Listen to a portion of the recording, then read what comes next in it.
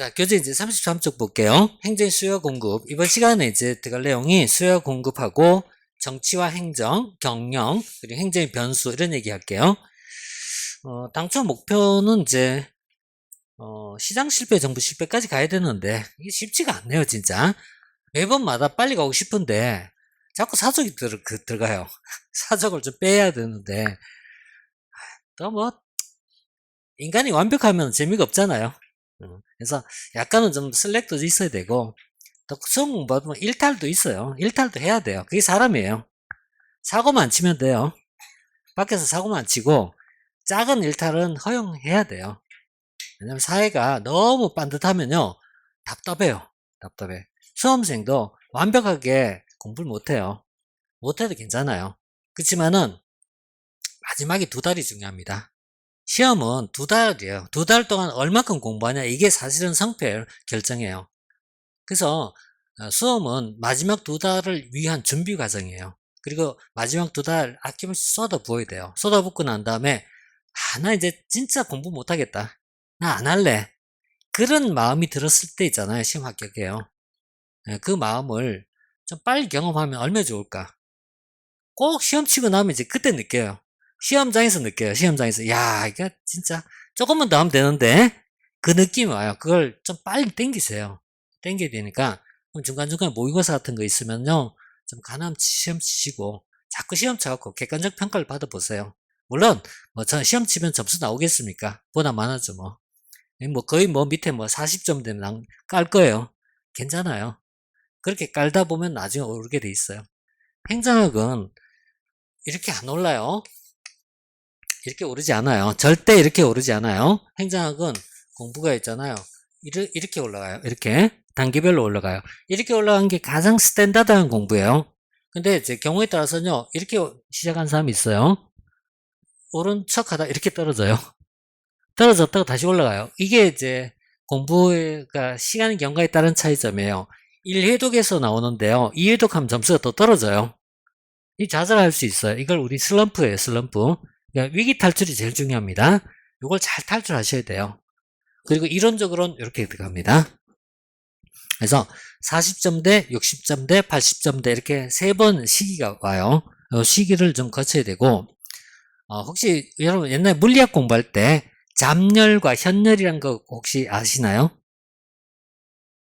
0도에서 얼음이 녹잖아요. 또 0도에서 얼음이 얼잖아요. 똑같은 얼음이라도 0도라도 녹는 영도가 있고 어는 영도가 있어요. 근데 요 기간이 굉장히 길어요. 요걸 참으셔야 돼요. 요 잠열의 기간을 참으셔야 돼요. 그 다음부터는 쫙 오르기 시작해요. 쫙 올라갔고요. 100도에서 또 한 번 또 시간이 많이 경과해요. 요런 2번의 시기를 경과해야지 요 상태에 도달해요. 그러니까 요걸 좀 인정하신다면은 한 2회독 해서 점수가 안 나온다? 좌절하지 마시라는 얘기예요. 미리 말씀드릴게요. 여러분 앞으로 좌절합니다. 좌절합니다. 3주째 좌절합니다. 2달째 좌절합니다. 4개월 때 엄청난 좌절이 옵니다. 그거 지나가세요. 그때 점수 안 나온다고 흔들리지 마시라는 얘기예요. 무조건 흔들립니다. 공부했는데 왜 안 오르지? 이렇게 하는 거예요. 당연히 안 오릅니다.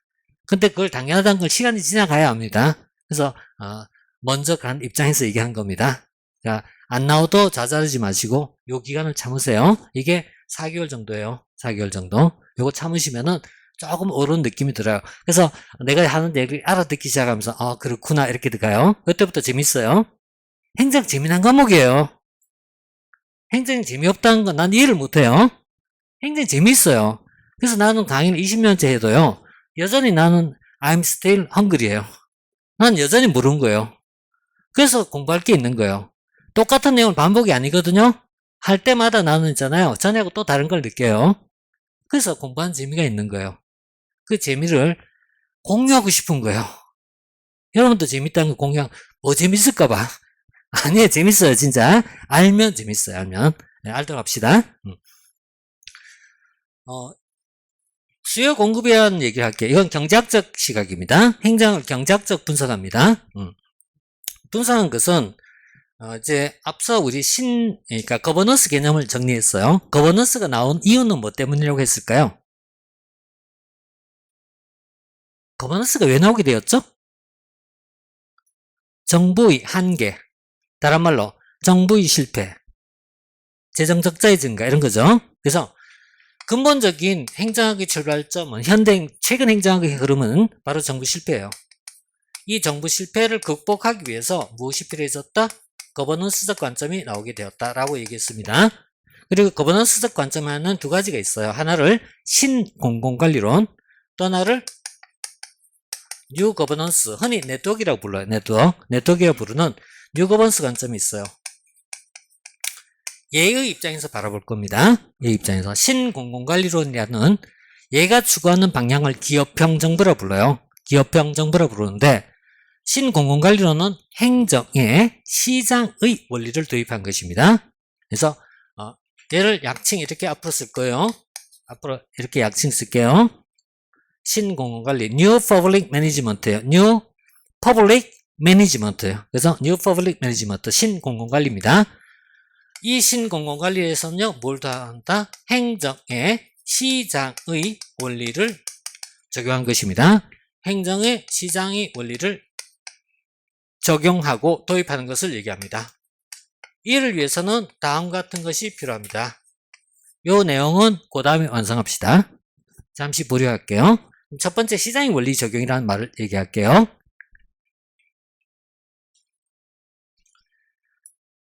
공공 부분과 민간 부분에 대한 이해를 먼저 합시다. 공공 부분, 민간 부분. 그리고 그 전에 수요 공급이라는 얘기 먼저 할게요. 수요 공급 아주 기본적인 얘기 좀 할게요. 수요란 말은 뭘까요? 공급은 뭘까요? 수요를 흔히 이제 디맨드라고 표현해요. 디맨드. 수요를 디맨드라고 해요. 우리가 이제 욕구가 있어요. 욕구가 있는데 욕구를 표현하는 말은 여러 가지가 있어요. want, demand 대표적인 거예요. 그리고 또 하나가 need라는 게 있어요. need는 보통 사회보장, 사회학에서 얘기합니다. 사회보장에서는 need란 말 많이 쓰고요. 경제학에서는 need 대신에 demand를 씁니다. demand. 그리고 사회적은 want란 말 씁니다. 이렇게 이제 세 가지 용어가 있는데 이 중에 이제 demand를 얘기할게요. demand를 우리말로 직역하면 뭐죠? demand. 수요 말고요. 그렇죠. 요구하다지, 그지? 그러니까 요구하다고 이해하시면 돼요. 그러니까 경제학이나 행정학이나 법학이나 이 사람들은요, 쉬운 걸 어렵게 만드는데 능한 사람들이에요. 진짜요. 쉬운 걸 어렵게 만들어요. 세법은 무지하게 복잡해요. 회계학은요. 왜 어렵게 할까요? 일반인들이 접근 못하게 하기 위해서. 그래야 세무사도 돈 벌잖아요. 그런 거 아니에요? 내가 너무 왜곡했나? 그죠? 의사는 어렵게 얘기하나요? 쉽게 얘기하나요? 당연히 어렵게 얘기하죠. 의사가 왜 어렵게 해야죠? 누구나 알 수 있도록 얘기하면요, 병원 안 가도 되겠죠? 이걸 이제 정확한 표현 쓰면요, 정보의 비대칭성이라고 불러요. 정보의 비대칭성을 통해서 수요를 유도하는 거예요. 병원에서는 수요를 유도하는 거예요. 아프게 만들어서 병원에 오게 만든 것입니다.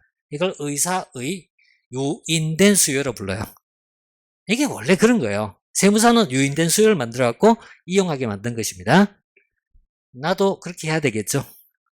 나도 그렇게 해야겠죠? 자, 수요를 말 그대로 요구라고 봐요. 행정의 수요는 뭘까요? 자, 행정의 수요란 행정에 대한 국민적 요구를 얘기합니다. 어렵지 않은 표현입니다. 그렇지만 기억해 두세요. 이것을 다음에 직독직해 하세요. 자, 행정의 수요란?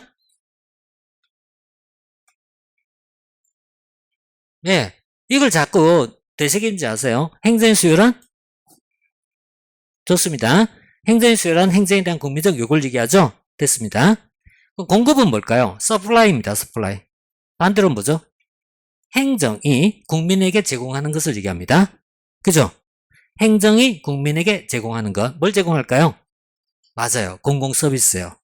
행정이 국민에게 제공한 것은 권력이 아니고요. 공공서비스입니다.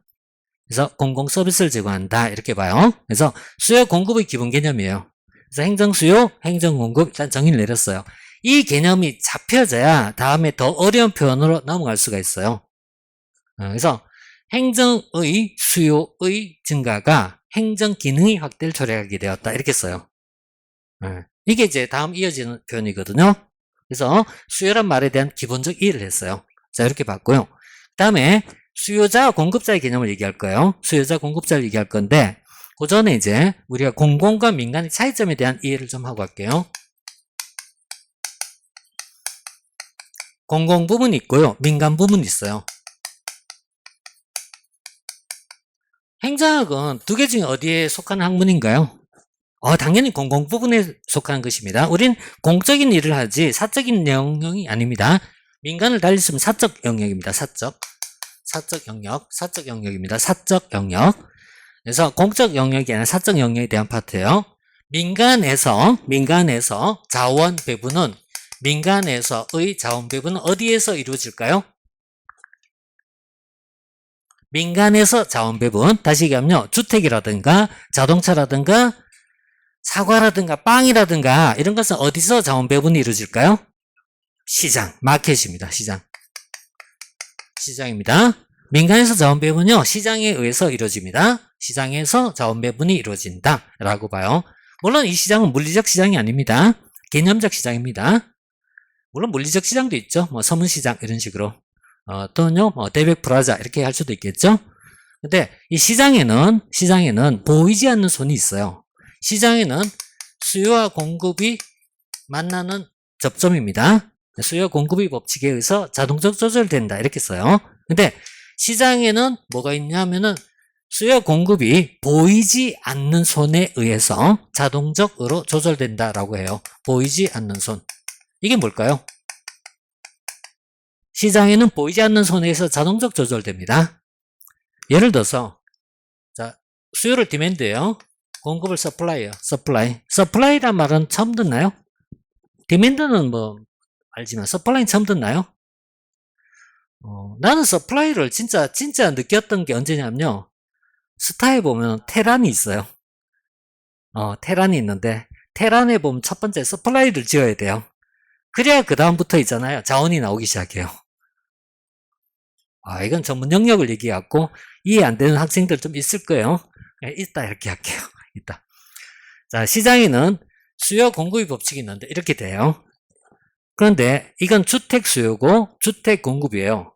공급보다 수요가 많으면요. 어떻게 될까요? 집을 사고자 하는 사람이 팔고자 하는 사람보다 많아요. 어떻게 될까요? 가격이 오르겠죠? 반대가 되면 가격이 다운되겠죠? 이게 시장의 원리입니다.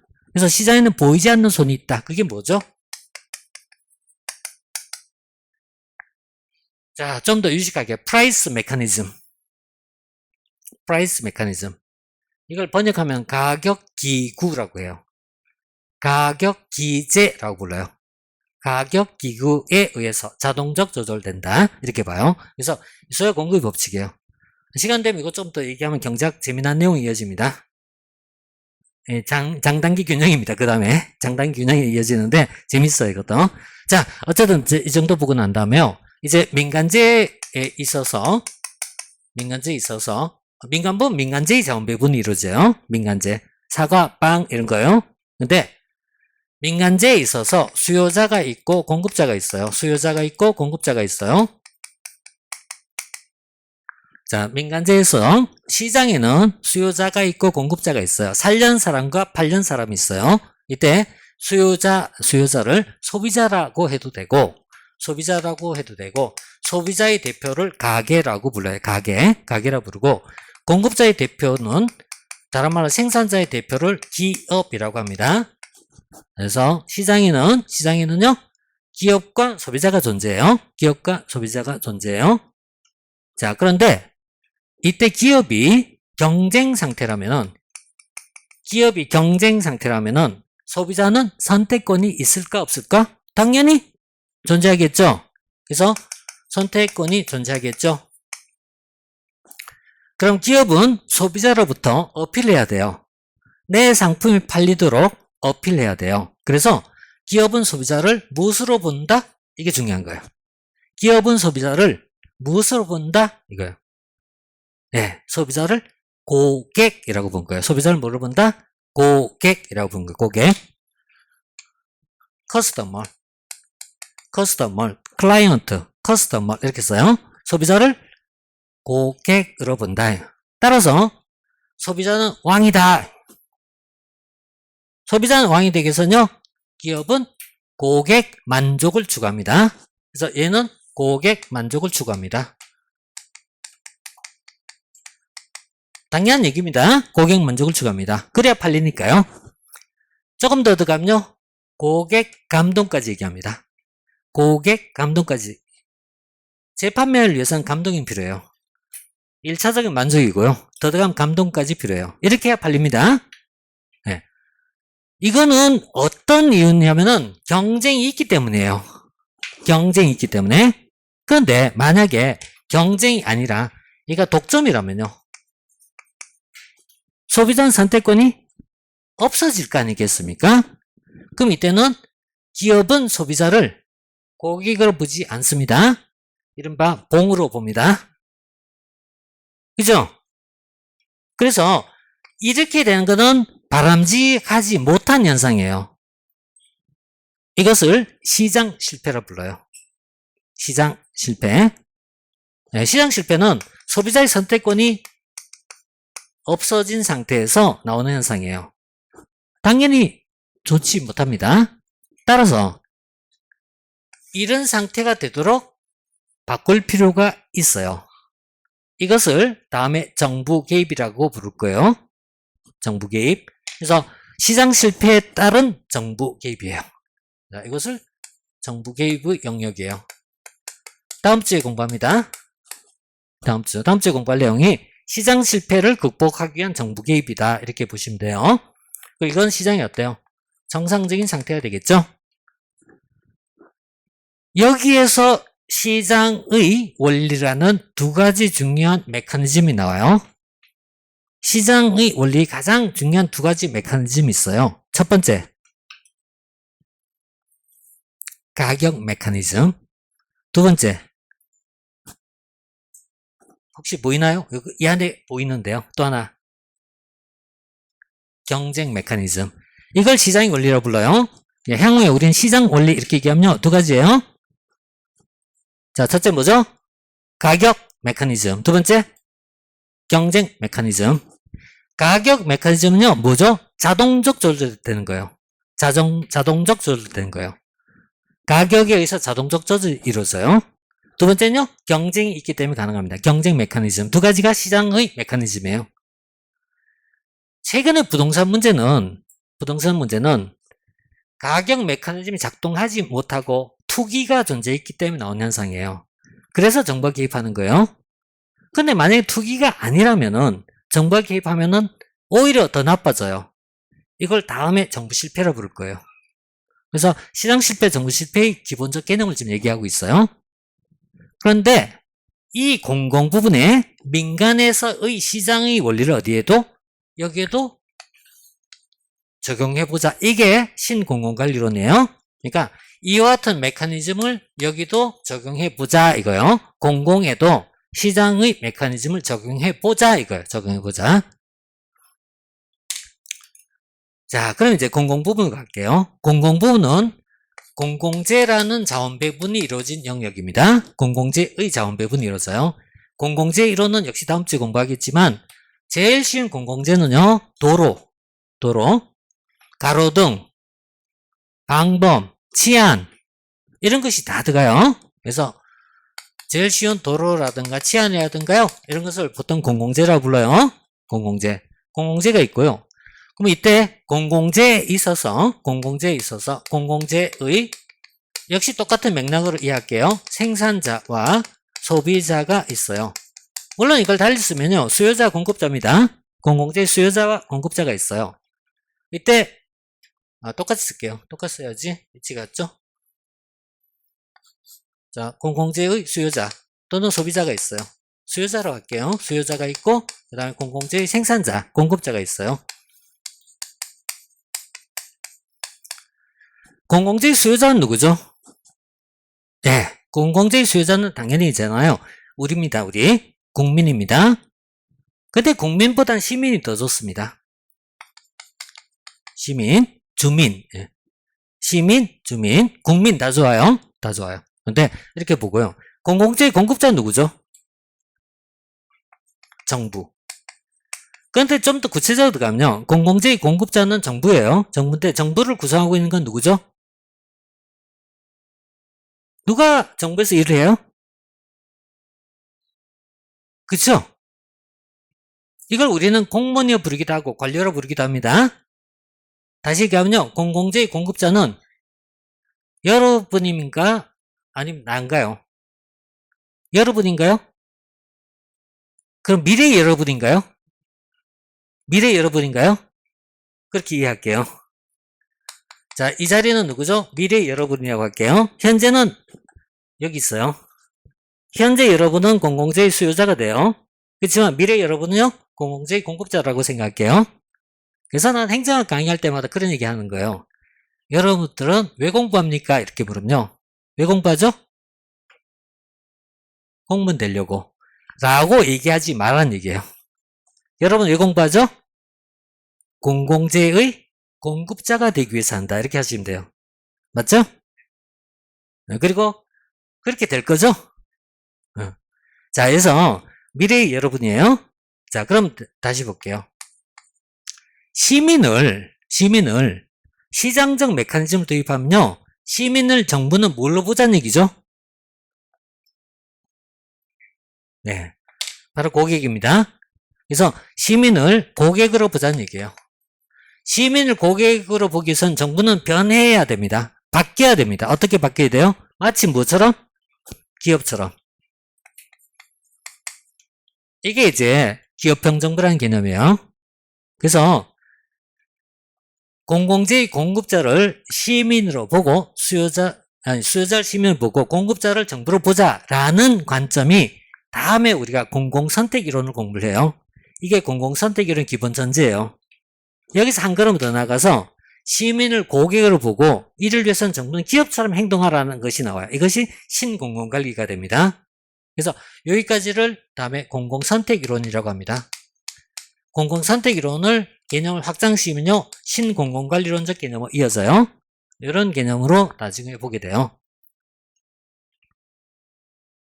자, 그럼 이제 우리 학문을 잠깐 얘기할게요. 시장에 의한 자원 배분을 설명하는 학문이 어떤 것일까요? 이걸 경제학이라고 합니다.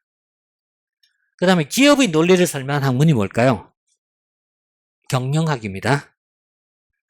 다시 공공 부분의 자원 배분을 설명하는 파트가 뭐냐 물으면 정치입니다. 정치입니다. 국민의 의사의 합치거든요. 그 다음에 이 정부를 설명하는 학문이 뭐죠? 행정학이죠. 행정학. 행정학은 정부를 설명한 거죠. 행정은 정부학입니다. 정부학. 행정학, 정부학. 행정학, 정부학. 통치학 중에 정부학입니다. 네. 자, 그래서 이와 같은 메커니즘을 도입하자라는 것을 우리는 신공공관리로 불러요. 그 신공공관리에서는 행정에 뭘 도입하자고 했죠? 시장의 원리. 시장의 원리는 다시 뭐가 있죠? 가격과 경쟁 메커니즘. 가격과 경쟁 메커니즘. 두 가지예요. 자, 그래서 이것을 통해서 정부를 바꿔보는 거예요. 어떤 정부냐? 고객지향적 행정을 추구하자는 얘기예요. 그래서 고객지향적 행정을 추구하자. 고객지향적 행정을 추구하기 위해서는요. 정부는 바뀌어야 돼요. 이것을 기업형 정부로 부르죠. 그래서 기업형 정부를 지향한다라고 써요. 지향한다. 자, 여기까지 신공공관리론의 베이스 and 공공선택이론의 베이스를 공부했어요. 공공선택이론 앞으로 많은 3주, 2주 더 지나야지 공부합니다. 그렇지만 기본 베이스는 여기서 나와요. 다시 가면요. 수요와 공급으로 설명하자는 얘기 한마디로 수요와 공급적 개념으로 풀어가자. 이것이 본질이에요. 자, 이 정도 이제 보고 난 다음에요. 하나만 더 이제 참고해 봅시다. 정리 지어도 되죠? 사진 찍으려면 찍어 놓으세요. 난 가리고. 자, 됐죠? 자, 이제 행정의 변화를 볼게요. 우리 이제 전통적인 정부가, 전통적 행정이 최근에 와서는 기업형 정부로 전환되고 있어요. 기업형 정부라고 해도 되고, 거버넌스라 해도 좋아요. 바뀌고 있어요. 기업형 정부로 바뀌고 있어요. 근데 전통적 정부는 누가 주도하냐 이거죠. 누가 주도하냐. 공급자가 주도할까? 수요자가 주도할까? 예, 공급자 중심의 정부입니다. 공급자 중심의 정부예요. 근데 최근 행정은 뭐냐 물으면요. 최근 행정은요. 수요자 중심의 정부입니다. 공급자 중심의 정부를 달리 표현하면은 정부나 관료가 주도하는 형태였고, 최근의 수요자 중심은요. 시민이나 고객이 주도하는 정부다 이렇게 봐요. 그러니까 이 상태에서 이 상태로 변화가 필요하다는 얘기예요. 이렇게 변화해야 된다는 얘기예요. 변화해야 된다. 그래서 전통적 정부가 기업형 정부로의 변화가 필요한데 이걸 우리가 달리 쓰면 공급자가 아니라 수요자 중심으로 가야 된다라는 내용이에요. 이제 이 내용을 좀 더 확장을 할게요. 확장하면은 투입이라는 단어가 있어요. 투입이란 말의 상대적 표현은 산출입니다. 투입과 산출 이렇게 써요. 그 다음에요. 과정이란 것이 있고요. 과정의 상대적 표현 뭐예요? 과정과 결과 이렇게 쓰겠죠. 결과. 행정의 과정이란 것은 수없이 많은 규칙과 절차로 규정되어 있어요. 그래서 규칙이나 절차가 있어요. 법규가 있어요. 규칙이나 절차나 법규가 있어요. 그런데 이 말과 상대적 표현은요. 결과라고 해도 되고 성과란 단어를 많이 써요. 성과 또는 임무, 미션이라고 합니다. 임무, 이렇게 미션이에요. 그래서 규칙이나 절차보다는 성과나 임무 중심이다 라고 표현을 해요.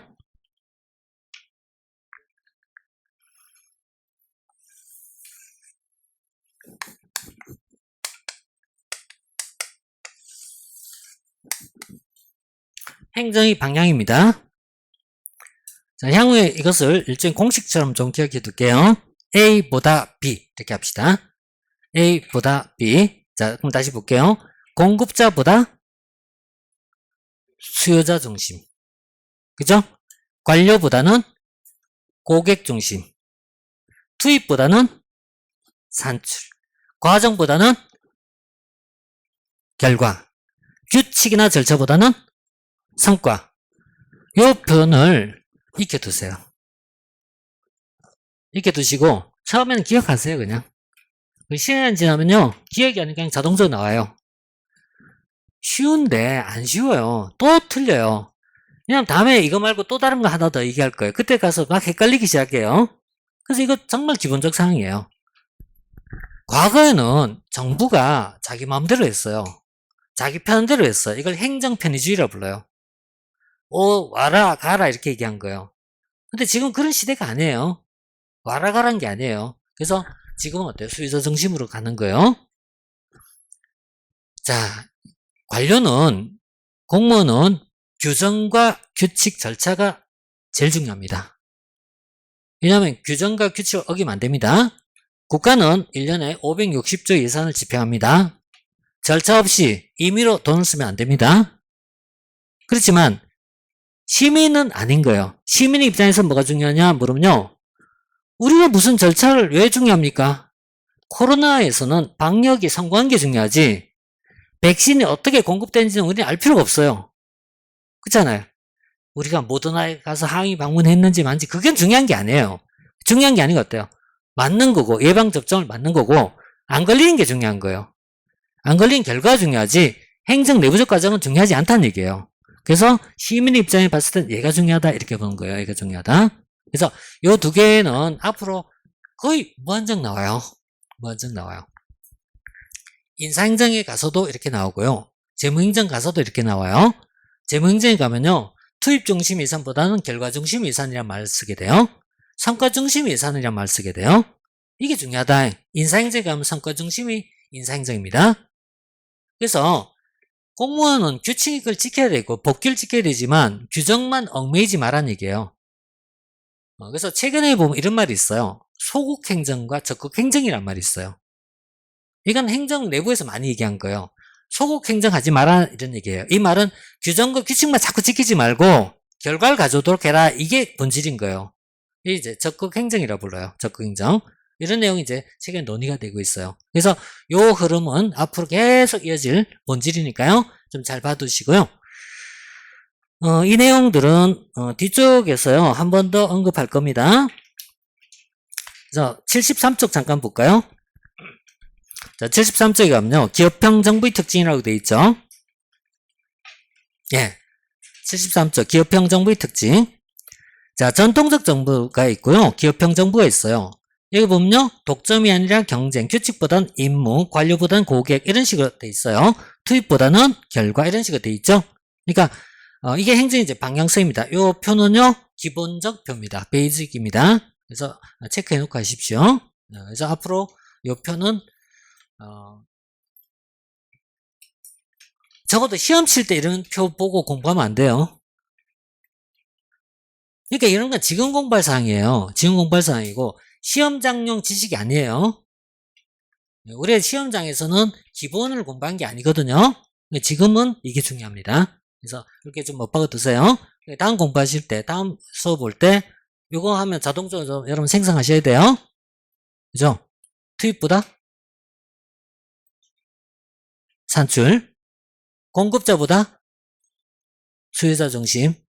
이거 딱 생성하셔야 돼요. 그래서 이렇게 이제 보시고요. 다시 이제 백 해갖고 자 34쪽에 해당되는 내용까지 봤습니다. 34쪽 봤고요. 그 다음 아래쪽에 가면 기능이라고 있어요.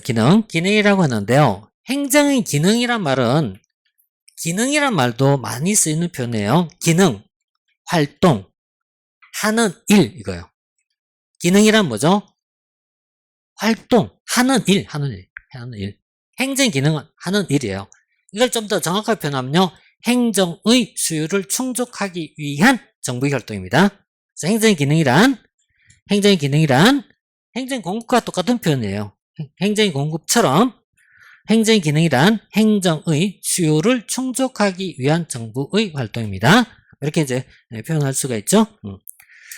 자, 이렇게 이제 기능적 기능 봤고요. 그 뒤에 있는 내용들은 지금은 좀 패스하겠습니다. 패스하고요. 그 다음 쭉 지나갔고요. 정치와 행정, 그리고 행정과 경영 3자의 관계에 대한 이해를 할게요. 자, 정치와 행정이 있어요. 근데 정치 행정에서요. 행정은 양면성이 있어요. 양면이란 말은 정치적 성격과 경영적 성격을 모두 가지고 있다. 이걸 양면성이라고 합니다. 근데 어느 쪽을 더 강조하냐 이 차이인데 이 중에서 행정의 정치성이란 이렇게 돼 있어요. 그리고 행정의 경영성이란 데 있어요. 38쪽 하단 볼까요?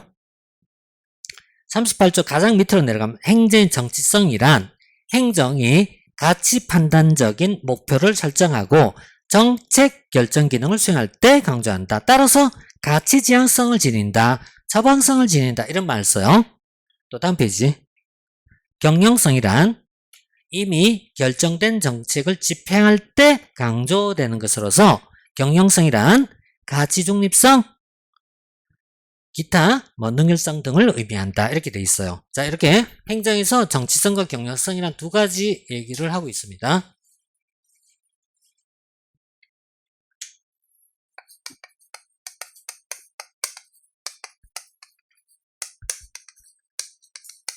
자, 요 3자의 관계에 대한 이해를 좀 합시다. 행정은 정치적 성격도 있고 경영적 성격도 있는데 행정이 정치적 성격을 진다는 말을 다르게 표현하면은 행정이 가치 판단을 하거나 행정이 정책을 결정할 때 행정은 정치적 성격이 있다라고 해요.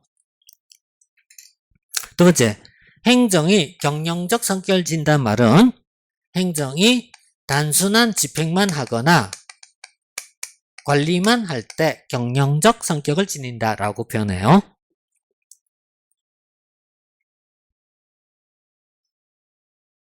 경영이란 말은 사실 여러 표현이 있어요. 집은 가정 경영이 되고요. 기업은 기업 경영이 되고요. 국가는 국가 경영이 돼요.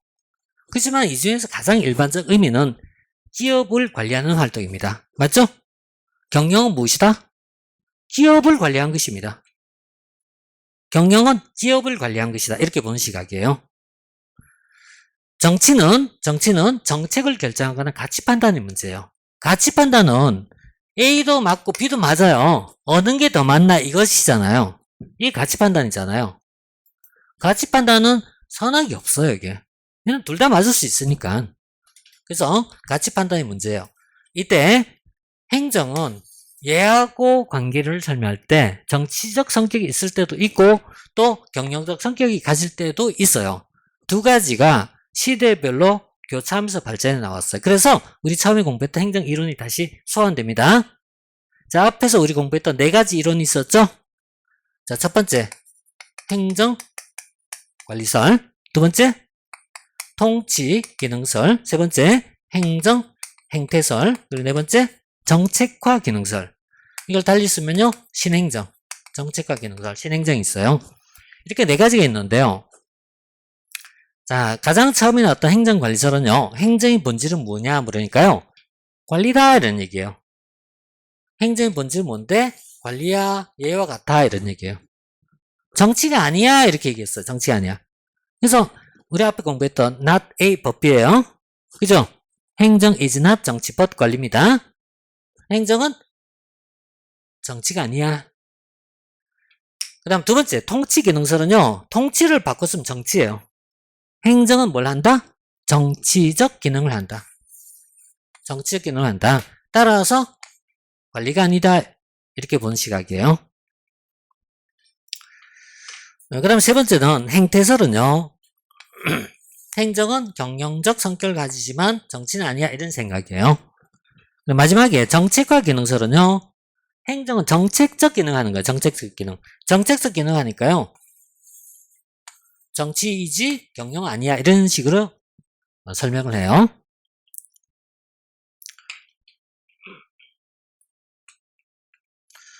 그럼 여기서 행정관리설과 행태설은 공통적 사항이 있어요. 행정은 뭐가 아니죠? 정치가 아니다. 대신에 행정은 경영과 유사하다 이렇게 써요. 그냥 쉽게 얘기하면은 기업을 관리한 것과 정부가 관리한 것은 뭐가 달라? 똑같지 뭐. 이런 생각이에요. 그래서 기업 관리와 정부 관리는 똑같다 이런 생각을 가져요. 자, 이것을 정치, 행정, 이원론이라고 합니다. 2원과 1원은 근본이 다르다. A와 B는 다르다. 이론은 A와 B는 같다. 유사할 때 이렇게 써요. 그래서 1원론, 2원론 할 때요, 얘는 정치가 아니기 때문에 2원론이라고 부르고요. 대신에 행정과 경영 같다 해서 어때요? 1원론이 돼요.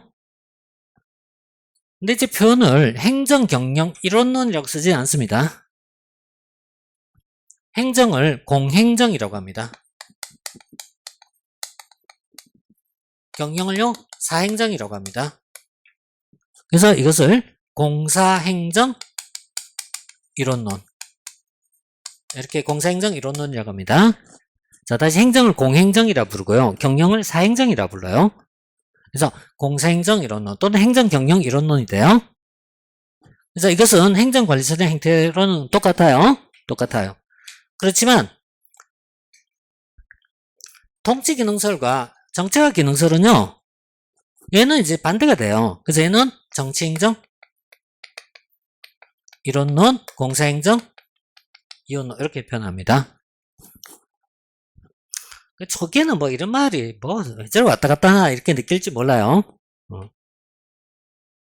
근데 일단 좀 받아들이세요.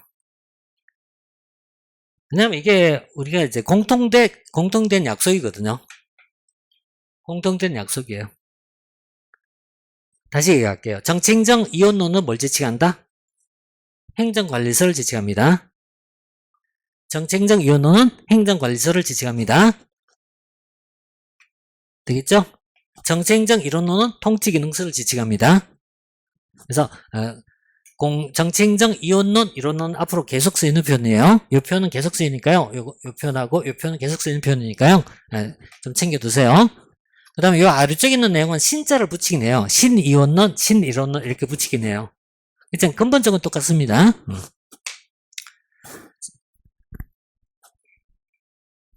네. 아니야, 행틀은 아니고요. 통치 기능설과 정체가 기능설이 정치, 행정, 이론론이에요. 이론론이에요. 그래서 노란색과 파란색 구분하세요. 이렇게 보시면 돼요.